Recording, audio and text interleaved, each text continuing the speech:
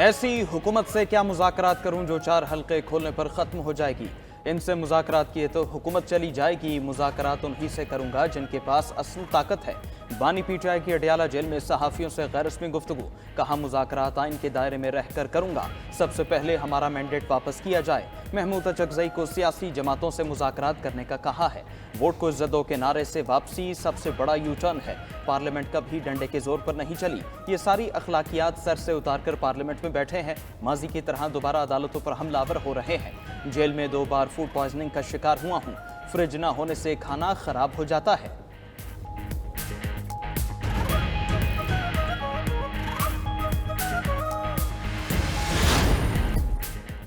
Ismail Haniyeh को इस्राइली खुफिया agency ने ईरानी एजेंट्स के जरिए कत्ल कराया। बरतानवी मीडिया का दावा। अपनी रिपोर्ट में कहा ईरानी एजेंट्स ने मेहमान खाने के 3 कमरों में धमाका खेज मवाद नस्ब किया था।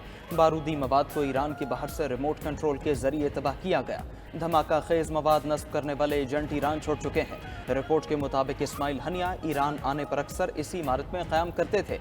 ईरानी वज़ीर ख़ारजा अली बाक़री और अक़वाम मुत्तहिदा के सेक्रेटरी जनरल में टेलीफोनिक राबिता। अली बाक़री ने कहा इसराइल से इंतकाम लेने के हक़ से किसी सूरत दस्तबरदार नहीं होंगे। इस्माइल हनिया को शहीद करके ईरान की कौमी सलामती पर हमला किया गया। सेहूनी मुजरिमों को सज़ा दी जाएगी।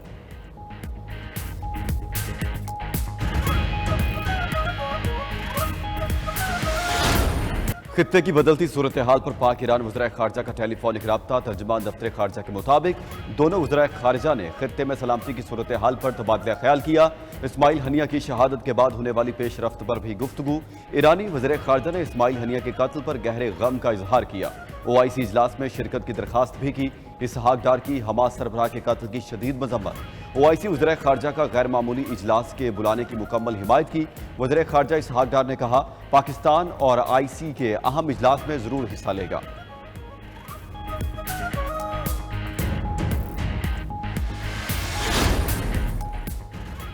जबरी गुमशुदगी की तमाम तर जिम्मेदारी वज़ीर आज़म और काबीना पर आयद होती है। ज़रूरी है वज़ीर आज़म हंगामी इक़दामात से इस मकरू अमल का सद्देबाब करें। इस्लामाबाद हाईकोर्ट का शहरी की बाजियाबी से मुतालिक समात का तहरीरी हुक्मनामा जारी।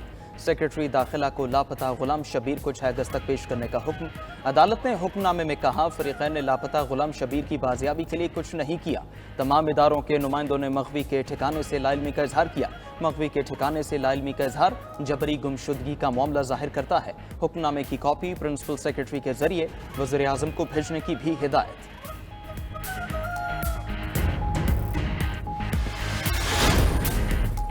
9 मई वाक़यात पर माफ़ी मांगने को तैयार हैं, लेकिन पहली गलती साबित की जाए। जिसकी गलती है उसको अपनी गलती माननी पड़ेगी।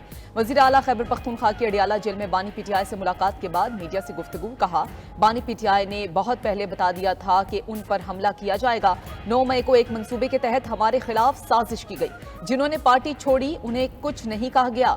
बानी पीटीआई ने पैगाम दिया है अवाम सवाबी जलसे में भरपूर शिरकत करें। इस्लामाबाद में जलसा करने का ऐलान करूंगा। जलसा ना कर सका तो सियासत छोड़ दूंगा।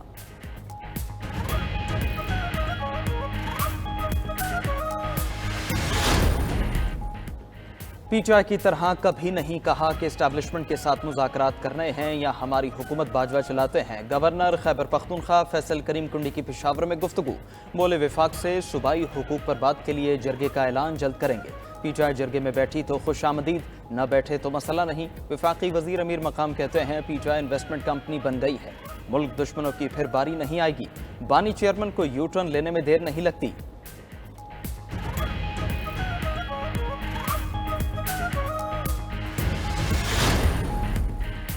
2018 में अनाड़ी हुकूमत को बिठाया गया। पीटीआई हुकूमत ने सीपैक मंसूबे पर इल्जामात लगाए। विफाकी वजीर एहसन इकबाल की न्यूज कॉन्फ्रेंस। कहा IMF का प्रोग्राम मसाइल का हल नहीं। IMF का 3 साला प्रोग्राम एक कड़वी गोली है। बरामदात की फरोख्त से ही हम कर्जों से निकल सकते हैं। बरामद कुनिंदगान के साथ मिलकर रोड मैप बनाया गया है। हमने बरामदात को $100 अरब से ज्यादा तक बढ़ाना है।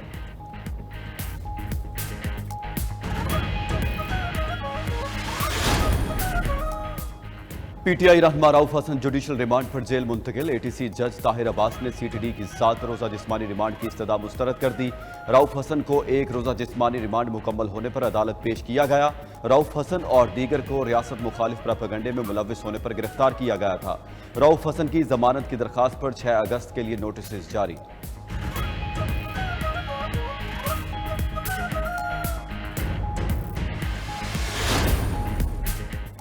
जमात इस्लामी का रावलपिंडी में एहतजाजी धरना नवे रोज भी जारी। अमीर हाफिज नईमुर्रहमान का डटे रहने का ऐलान। बोले आज से कराची में भी धरना शुरू हो जाएगा। मुतालिबात की मंजूरी तक धरना खत्म नहीं होगा। वज़ीर आज़म कहते हैं मईशत पर सियासत नहीं होनी चाहिए। मतलब खानदान पर सियासत हो, मफाद पर सियासत हो, मगर अवामी मसाइल पर सियासत ना हो। वज़ीर आज़म बताएं वो 1300 सीसी गाड़ी में क्यों नहीं बैठ सकते। IPP से मुआहदे अवाम के सामने क्यों नहीं ला सकते।